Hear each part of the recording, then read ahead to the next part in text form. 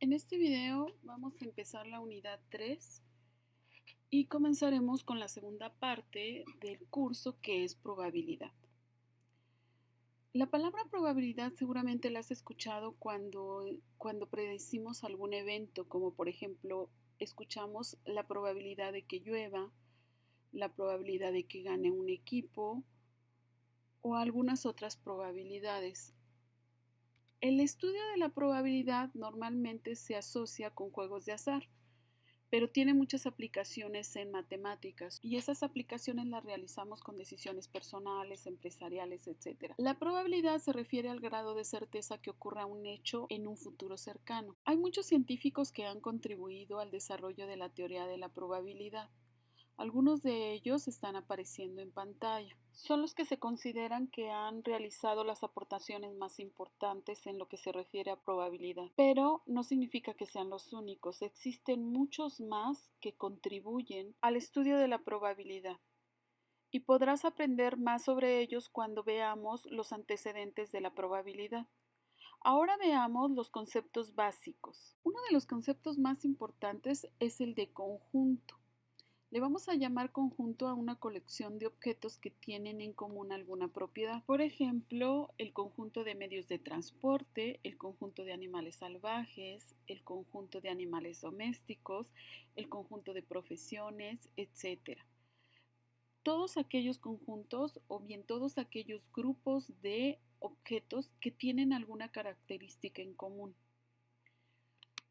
Ahora, a cada parte del conjunto o a cada objeto del conjunto le vamos a llamar elemento. Los conjuntos los vamos a representar con letras mayúsculas y a sus elementos con letras minúsculas, pero también podemos representar los elementos con números, imágenes o símbolos. Gráficamente lo podemos representar con un círculo al que se le llama diagrama de Venn-Euler, como en el ejemplo que veremos en pantalla. Ahí tenemos el conjunto A, que como pueden observar está representado por figuras de medios de transporte. Pero hay otras maneras de representarlos. También los podemos representar mediante la descripción de la característica que tienen en común o bien enumerando los elementos de un conjunto, y eso lo encerraríamos entre llaves. La forma descriptiva es la que aparece en pantalla. A es el conjunto y es igual a X, tal que X pertenece a, que son medios de transporte. X viene siendo el elemento.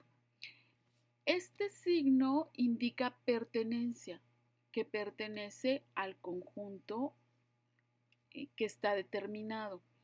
Ahora, se está describiendo cuál es la característica que tienen, es decir, todos los elementos que pertenecen al conjunto A son medios de transporte.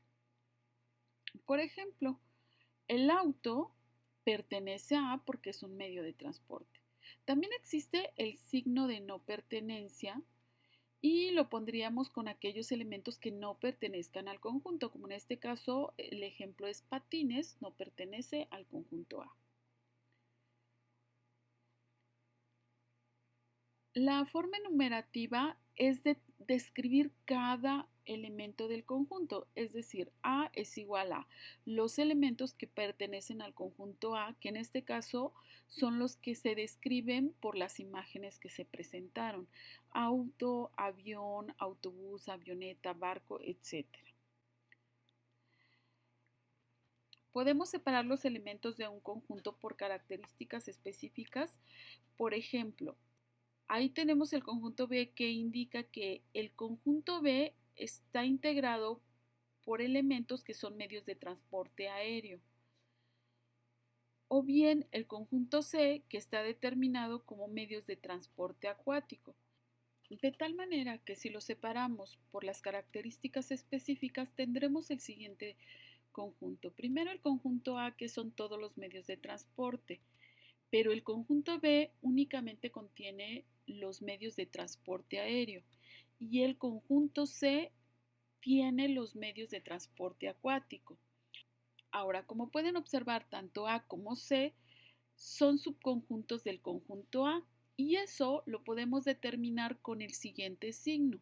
El signo que está en medio entre B y A y C y A se le llama subconjunto. Indica que son subconjuntos. Por ejemplo, en este caso, B es un subconjunto de A y C es un subconjunto de A. También tenemos el signo de no subconjunto o que no es un subconjunto, como en el caso del siguiente ejemplo, en el que indica que B no es subconjunto de C o bien C no es subconjunto de B. Otro de los conceptos importantes para la probabilidad es el conjunto universal.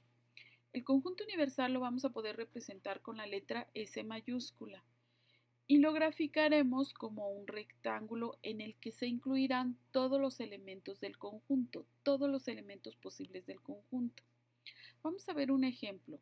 Supongamos que tenemos el conjunto de los estudiantes que pertenecen a la Escuela Josefa Ortiz de Domínguez. Como indica el conjunto universal, lo graficaremos con un rectángulo y el conjunto universal es la letra S. En este caso, vamos a incluir algunos de los subconjuntos que pertenecen a ese conjunto universal. Tenemos dos subconjuntos, M que indica a los alumnos del turno matutino, V que indica a los alumnos del turno vespertino y a su vez cada turno tiene subconjuntos que son para el turno matutino ABC, para el turno vespertino GHI, que son representación de los grupos de cada turno. Y las letras minúsculas que se alcanzan a ver indican las iniciales de algunos de los alumnos que pertenecen a esos grupos.